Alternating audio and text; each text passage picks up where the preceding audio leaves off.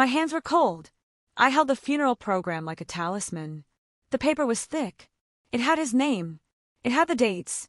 It had a photograph I chose myself. He smiled without showing his teeth. He looked calm. I wasn't. The tarp over the grave trembled in the wind. Mud caught my heel. I heard the prayers as if from another room. His friends formed a restrained semicircle. His brothers whispered, always alert to money. An aunt stared at me and lowered her eyes. In my coat pocket, the phone vibrated. It vibrated twice. I thought about turning it off. I thought it would be disrespectful. But something pulled me. I unlocked the screen by reflex. It was an unknown number. A gray avatar. No saved name. I tapped. The message appeared. My breathing stopped. My stomach tightened. I'm alive. Don't trust them. I read it again. The letters were still there. The priest coughed. The shovel touched the earth. A petal fell on my shoe. I looked around. Everyone looked normal. Everyone looked sad in the proper way. No one seemed to know. No one seemed to tremble. I felt the blood return. My fingers sweated. I took the handkerchief I kept from the first appointment. It still smelled like the clinic. I remember the death certificate. A pale copy, signed by a tired on-call doctor. He didn't look me in the eye. The pen skipped twice on the last name. I filed the paper in the red folder. The folder is at home. Locked. I only brought a photocopy folded inside the program. The message flashed again. A new line. A hand touched my shoulder. It was my brother-in-law.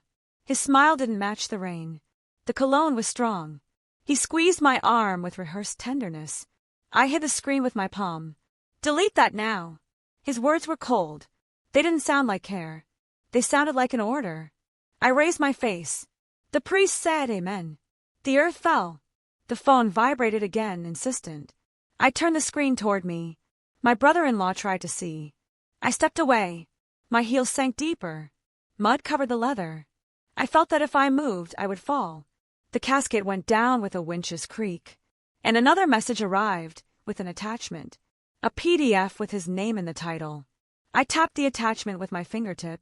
The screen was wet. Rain speckled the glass. I opened the PDF right there. Loading was slow. A gray wheel spun. My brother-in-law was still smiling. He thought I obeyed. I didn't obey. The file opened. Title at the top. Check-in confirmation, Brisa Sullen. Date of the day before the burial. At dawn. His full name. His ID number. Digital signature. A QR code.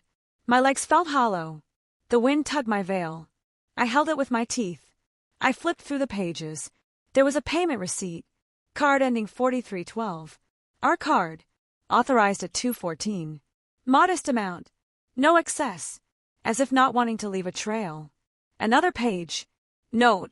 Guest requested discretion. I heard his brother's murmur. I heard the shovel strike. My heart beat louder. I tapped the QR code. A map opened. A blue circle on the coast. Far from the city. An old road. Near the decommissioned station. My brother-in-law leaned in. He wanted to see. I stepped back. He whispered too close. You don't want to do anything stupid. His breath was sweet. I closed my hand over the phone. I looked at the grave. I thought of the lid. I thought of the weight. I thought of a certificate. I thought of the clinic. A notification popped over it. Message from the same number. Just one line. If you love me, don't go home. My stomach turned to stone. It was a request. It was an order. It was a gambit. I breathed slowly. I slid the phone into my sleeve. The tarp flapped hard. My aunt cried loud. His brothers came to hug me. One on each side. The pressure was a belt. I slipped out through the reeds.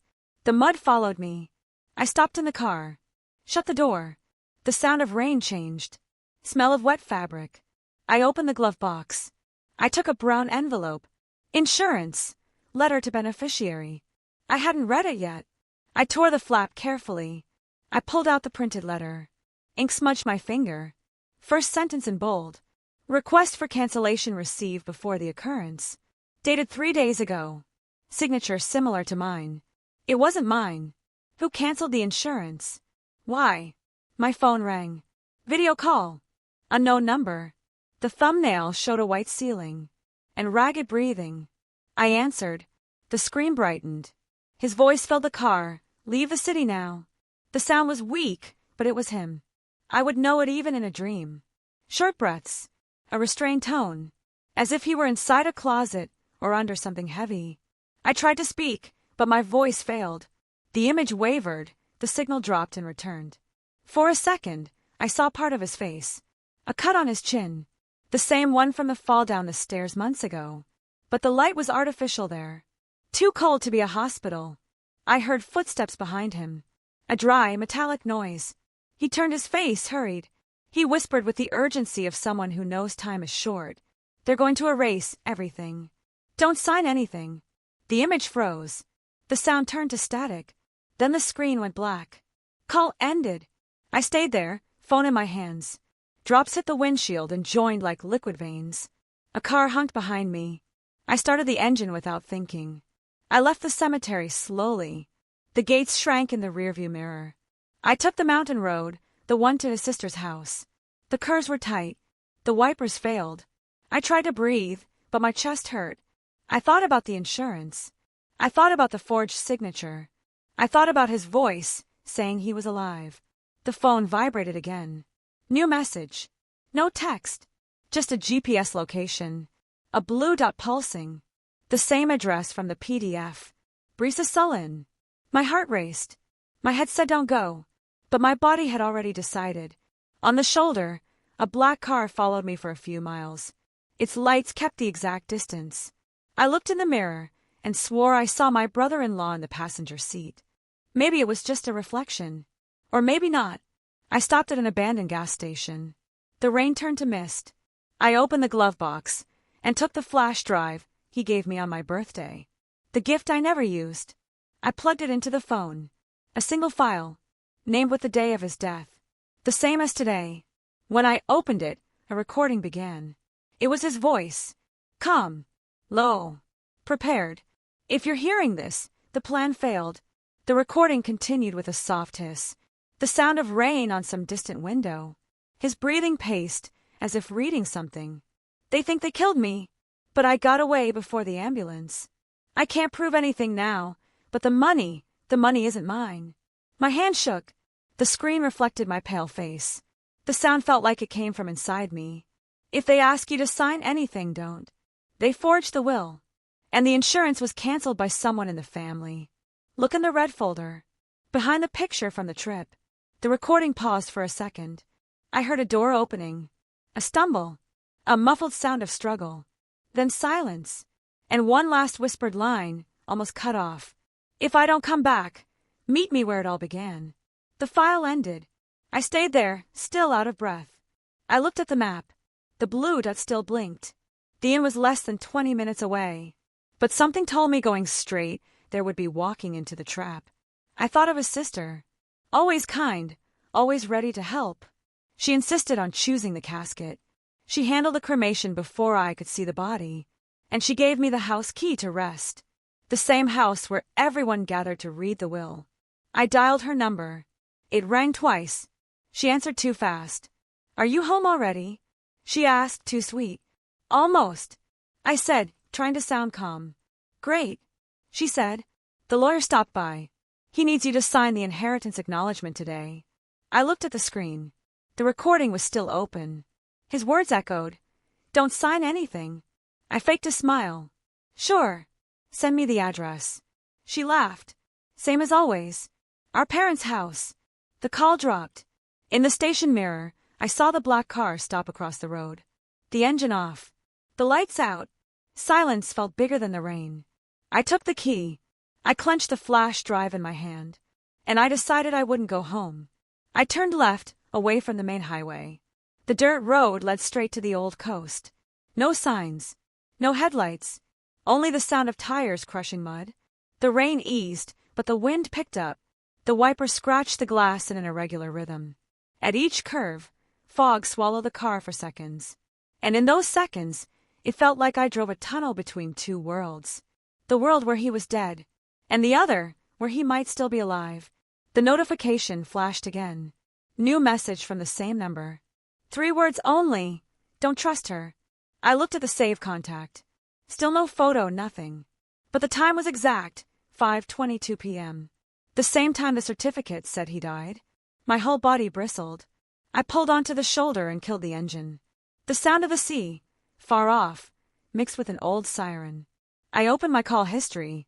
The number no longer existed. No record. Not the PDF. Not the audio. Everything had vanished. I opened the glove box again, and the flash drive was still there. But now, it was cracked in the middle as if twisted. Metal broken. File lost. My heart raced. I looked around. No car behind me. No headlights. Only the sea, closer. Suddenly, I saw the inn's lights. Small, yellow. Blinking through the trees. I approached slowly. The rusted sign was barely legible. Brisa Solayanen. The gate was open. A bell rang on its own in the wind. I parked in front of reception. Lights on. No one inside. The doorbell didn't work. Behind the counter, a guest book. I opened it. Pages were damp. I searched for his name. Line 23. Signature the same as on our wedding day. And in the accommodation column, a note in pencil. Room 4, do not disturb. I went down the hallway. The wooden floor creaked. The number 4 was half faded. I pushed the door. It wasn't locked. Light on. And on the bed, his jacket. Dry. Folded. And on top, a white envelope with my name. The sea seemed to stop for a second. I opened the envelope. Inside, only a photograph. Me, him, and my brother-in-law, taken 2 years ago. On the back, written in pen. If I disappear, look under the house. The sound of the sea came back strong. Windows banged, and the bulb flickered. I felt the air turn colder. The photo trembled in my hands. I looked around. The room was small, too clean to be abandoned. The mirror had recent fingerprints. The pillow still dented, as if someone had just stood up. I pocketed the photo and knelt. I lifted the bedspread, then the rug. The floor had a hatch, a board with an iron ring. I pulled. The wood boomed down the hallway. Below, a short staircase. It smelled of mold and gasoline. I turned on my phone's flashlight. I climbed down carefully. The space was low, the ceiling almost touching my head. Old boxes, open suitcases, folded clothes with travel tags, and a corner under a tarp. I lifted the tarp. A small generator, wired to a portable monitor. On screen, a security camera showing the inn's entrance. In the corner of the image, a black car parked. The same one that followed me. The front door opened. Someone walked in slowly. My chest tightened. I stepped on an empty can by mistake. The metallic clang gave me away. I grabbed his jacket and hid behind the boxes. I heard steps, the rustle of wet clothes. A woman's voice, calm but tense. You shouldn't have come. It was his sister. The same one who had called me minutes ago. She held a flashlight and something that flashed like a weapon. The beam swept the floor, climbed the boxes, reached the ceiling. I held my breath. She stopped by the generator, glanced at the monitor, and muttered, "Always stubborn." Suddenly, my phone vibrated again in my pocket. Low, but enough. She turned toward the sound. I pointed my flashlight to the floor. The phone showed a new message. A photo, taken outside the inn. Me, kneeling there, seen through the window. And a short caption, "She isn't alone." His sister stepped back, startled. She looked up, then at me. Before she could react, the basement door slammed. And a man's voice echoed from outside. "I told you not to trust her." The voice was muffled, but unmistakable. The same timbre I heard in the audio. The same calm tone, between fear and control. My body moved before my mind. I ran to the stairs, shoved the basement door. His sister screamed behind me. Her flashlight fell and died. I stumbled up. The air in the room was heavy, damp. Light from reception leaked through. And there, in the open doorway, he stood. Alive. Soaked to the bone. With a cut on his arm, and a look I hadn't seen since the day it all began. For a second, time froze. He took a step forward. I wanted to run to him, but something in his face stopped me. Same man, not the same eyes. Behind him, the black car still idled. My brother-in-law got out of the passenger seat, smiling, umbrella in hand. "So she came after all," said my brother-in-law. His tone was almost relief. He looked at my husband and added, "Now finish what you started." My heart almost stopped. I looked at the man in the rain, trying to understand. He lowered his face and water ran off his lashes. He said only, "Forgive me." His sister appeared behind me, face dirty with dust. "They promised to spare you if I helped," she whispered. "I just wanted it to end." Everything happened in seconds. My brother-in-law raised his arm. Something flashed, metal, maybe a gun. But before he could act, the generator in the basement popped. The lights went out. The blast deafened the hallway. The floor shook. A glare lit our faces. I saw my husband shove me back. The impact slammed me into the wall. We heard the shot, then silence. When I opened my eyes, he was down. So was my brother-in-law. His sister sobbed in a corner. Smoke rose from the basement, the smell of burning gasoline. I tried to stand. The phone in my hand buzzed one last time. New message. From the same number. But the text was different. "The hard part is over. Now run." I looked at the screen. For a second, the sender's name flashed. It wasn't the anonymous number. It was his full name. And suddenly, the lights came back. But his body was no longer on the floor. The smoke thinned slowly. The sea returned, mixed with the crackle of fire below. His sister sobbed. My brother-in-law was motionless. But his body, the man I loved, who I saw die, who I later heard, was gone. I ran to the door. The rain had stopped. Fog covered the road. Footprints led to the beach behind the inn. Bare feet, the same prints he left after fishing on summer mornings. I followed the trail. The wind cut my face. The waves sounded louder than normal, as if the sea wanted to warn me. The prints ran straight to the shore. And ended there. No body. No sign of a fall.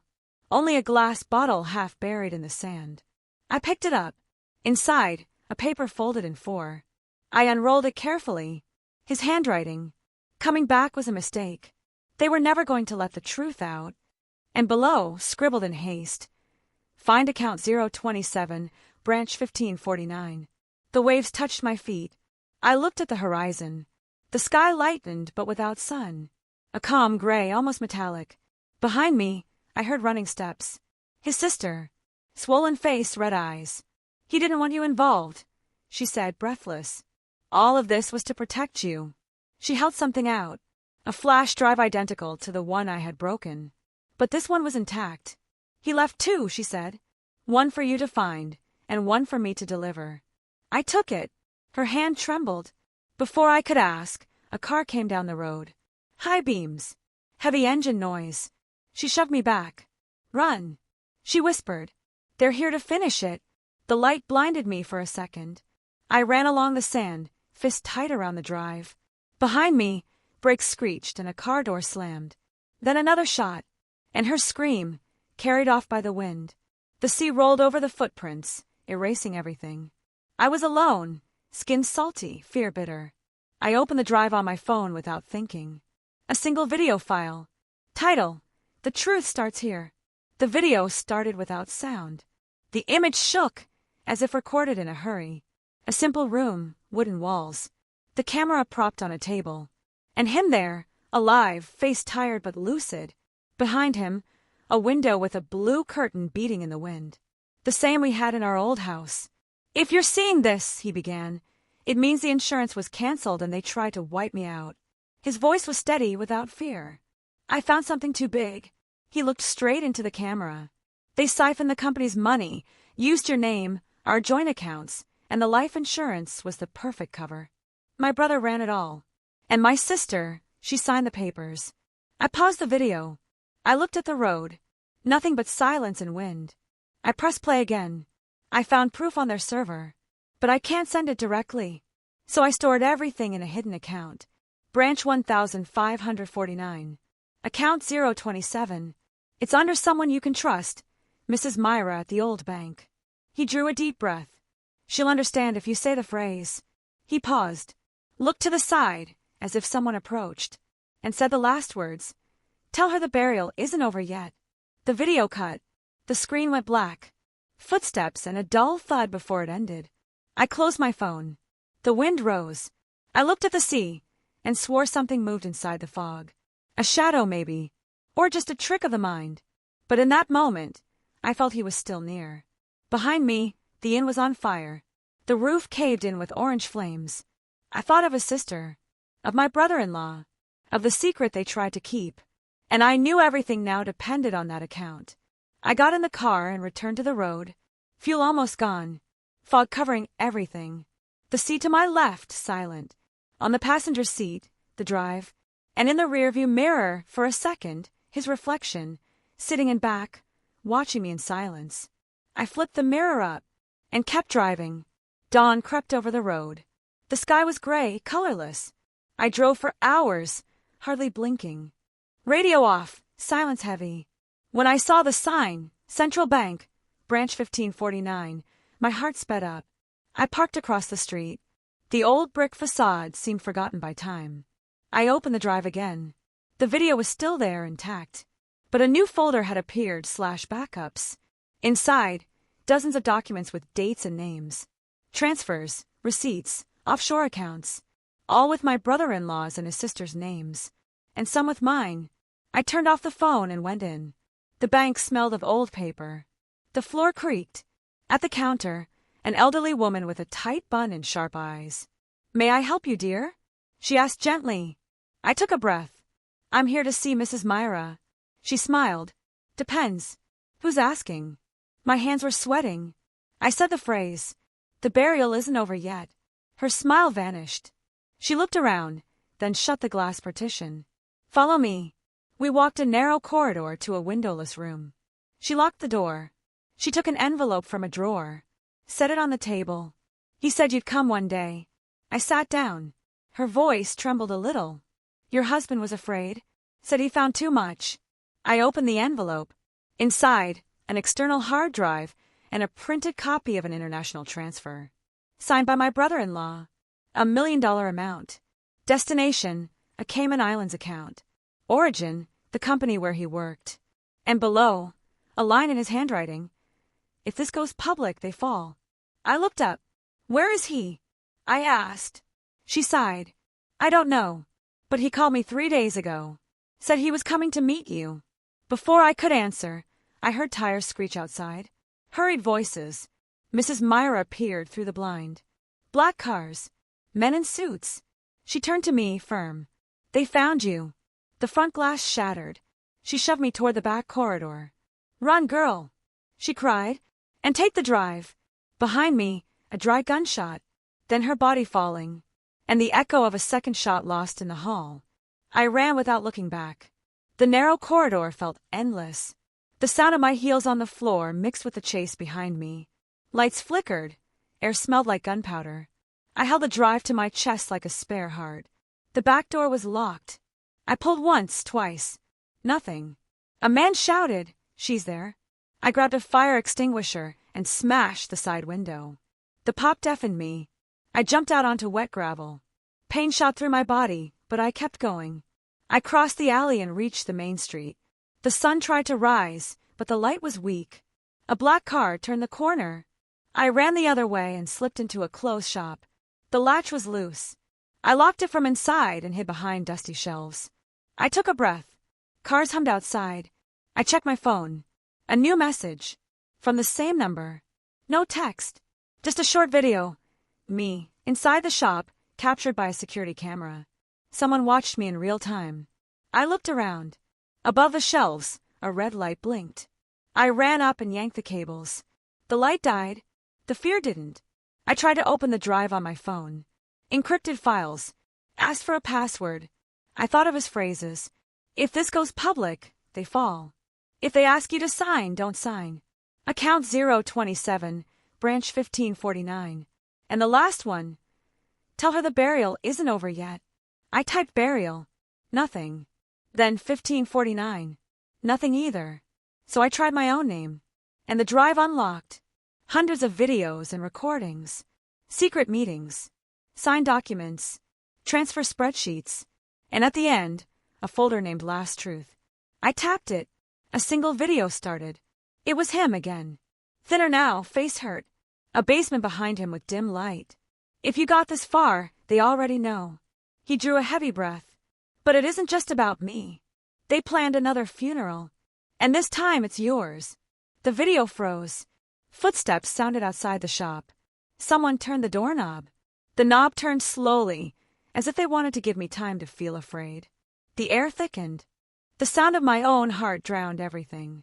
I grabbed the extinguisher again, hid it behind my leg. The first shove at the door was soft. The second, stronger. On the third, the wood gave. 2 suited men entered. Cold eyes, measured movements. No words.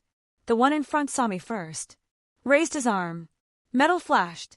I threw the extinguisher. It hit his face. I ran through the back of the shop. The second fired. The blast deafened everything. Glass shattered. Hot air tore my shoulder. I didn't stop. I slipped out a side door and ran down the empty street. Blood ran down my arm. Behind me, hurried steps. A distant train siren sounded like a warning. I turned toward the overpass. In the middle of the bridge, an old pickup stood. Engine running. A figure at the wheel. A familiar face. Him. My husband. Alive. Again. Shock paralyzed me. Cold wind cut my face. He opened the passenger door. Get in, quick. I obeyed. The car shut off. The city vanished behind us. The engine noise swallowed our silence. You knew the whole time? I asked, voice shaking. He kept his eyes on the road. I had to disappear to get the proof. You let me think you were dead? It was the only way to keep you alive. I studied his profile. Marked face. The same tired eyes from the video. They killed Mrs. Myra, I whispered. He closed his eyes for a second. I figured. She knew too much. The road dropped toward the coast. The fog opened slowly. He took the drive from my hands. Now we have everything. And what will you do? I asked. He looked at the sea ahead. Deliver it. But not to the police.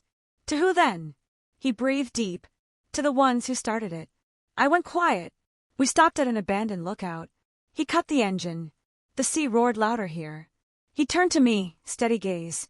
I need you to trust me one last time. Before I could answer, he opened the door and stepped out. He left the drive in my lap. He walked to the cliff's edge, stared at the horizon, and said something the wind almost carried away.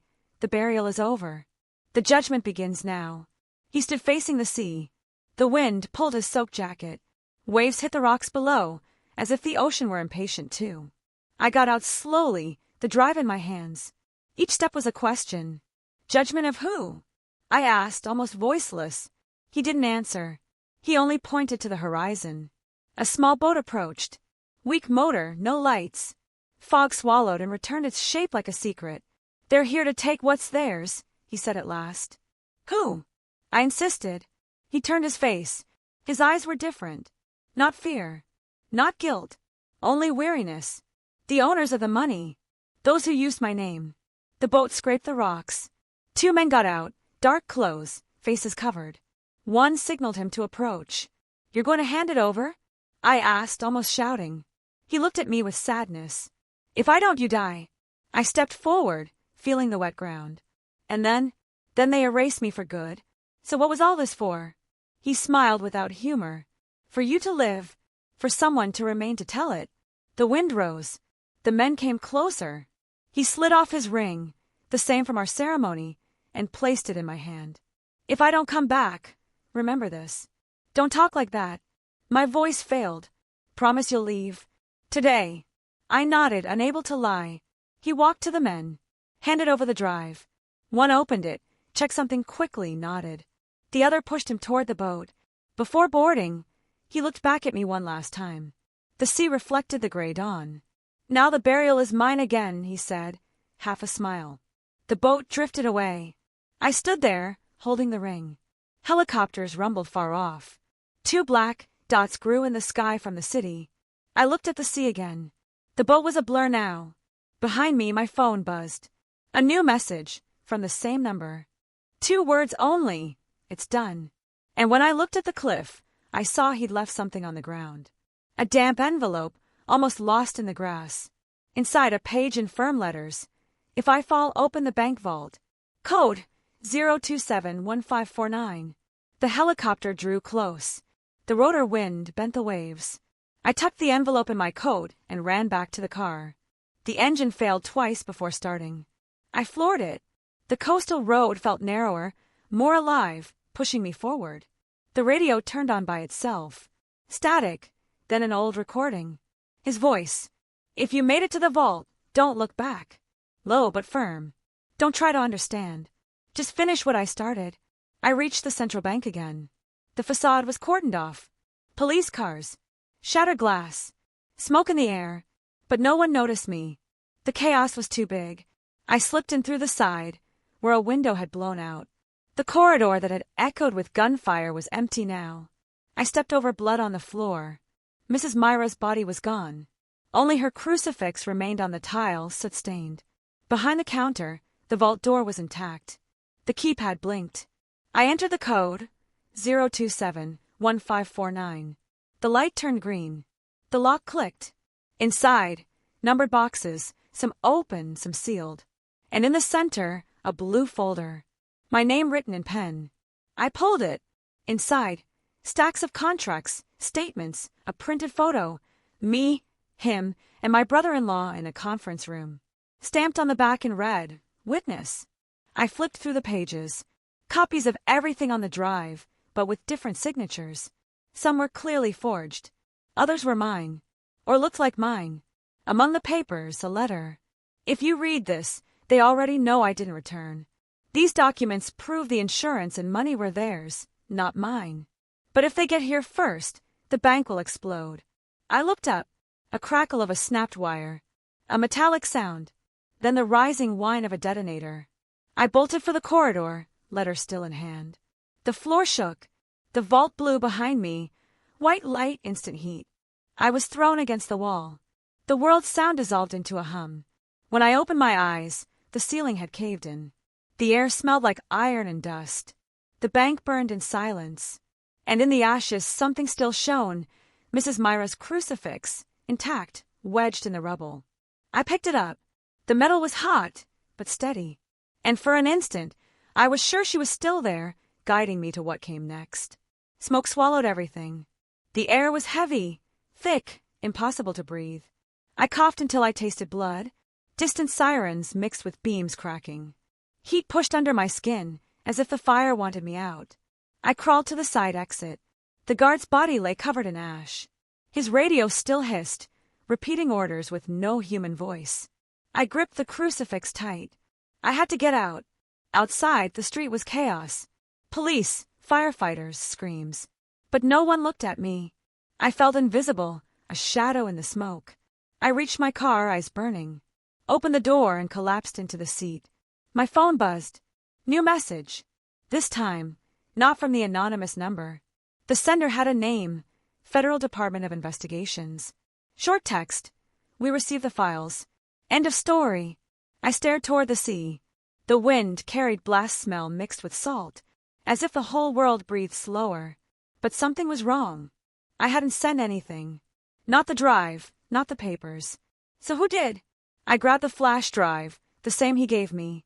Its lights blinked. Still alive. I plugged it in. Inside a new folder. Automatic delivery. Encrypted files. Sent hours before the explosion. By him. Before he vanished. My eyes burned with tears. He knew he wouldn't return. He planned everything. Down to the last minute. The sun tried to break the gray. Flames dwindled. Sirens faded. I hung the crucifix on the rearview mirror. The car smelled like smoke and salt. I glanced at the empty seat. For a second, I swore I saw his reflection there. Serene. Unhurt. Smiling like in the funeral photo. His voice echoed in my head. Now the burial is over. I started the car. I drove to the cliff, the same as before. The sea still pounded the rocks below. I took the ring and threw it into the wind. It fell slowly, swallowed by foam. Rest in peace, love, I whispered. Now it's true. Before I could leave, the phone buzzed again. An automatic video. Night image. The sea, the same cliff view. And a figure walking the beach, alive. Him. Again. The caption below said only, "The judgment is just beginning." The video ended, but the surf kept inside my head. I couldn't breathe right. I looked at the horizon. Nothing. No boat, no shadow. Only the sea, too calm to hide so much. The same number sent another message. No text, just coordinates. The same beach where it began. The same as in the video. I got out of the car. The wind smelled of salt and rust. Gulls wheeled low, as if following an invisible body. I walked slowly to the edge, sand still marked with footprints, new, fresh. And among them, half buried, a black suitcase. I crouched and pulled, the zipper stuck rusty. I forced it open. Inside, stacks of sealed envelopes with official stamps, all addressed to the public prosecutor's office. And on top, a photograph. Me and him, but now dated yesterday. I flipped the photo. On the back in pen. If they're seeing this, it means we won. The wind grew stronger. I looked back, the car still there, engine off, lights out. But in the window, a reflection. A face. His. Smiling. Then gone with the sea's movement.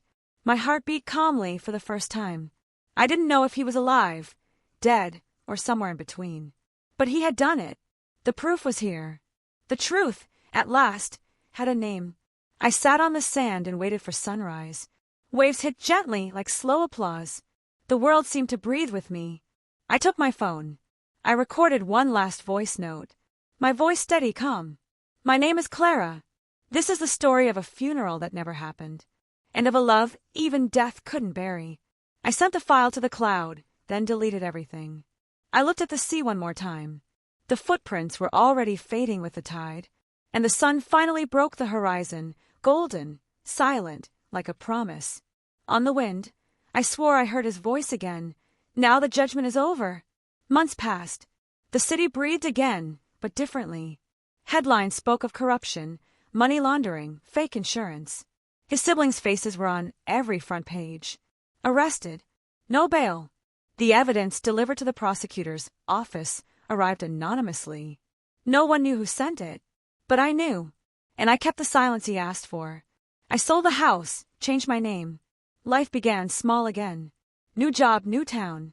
And at night, the same dream. Calm sea. Him watching me from the beach. No words. Only a wave as if to say he was fine. Mrs. Myra's crucifix still hangs from my mirror. The metal is cold, but comforting. Sometimes it sways on its own, even without wind. I like to think it's her reminding me I'm not alone. One day I received a letter. No sender. No stamp. Inside only a key. And a note, in his handwriting. For when you decide to come back. I searched the whole town, but no one knew where it came from. The key is old, heavy iron. Maybe it opens something that doesn't exist yet, or something I'm not ready to see. Now I live near the sea. Sometimes I walk to the shore at dusk.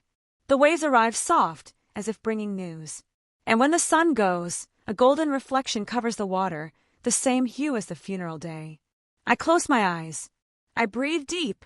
The waves sound like a familiar breath. I feel peace, not the peace of forgetting, but of surviving. I know lies return one day like the tide, but when they do, I'll be ready. With the ring kept, the crucifix on the mirror, and the truth written on my heart.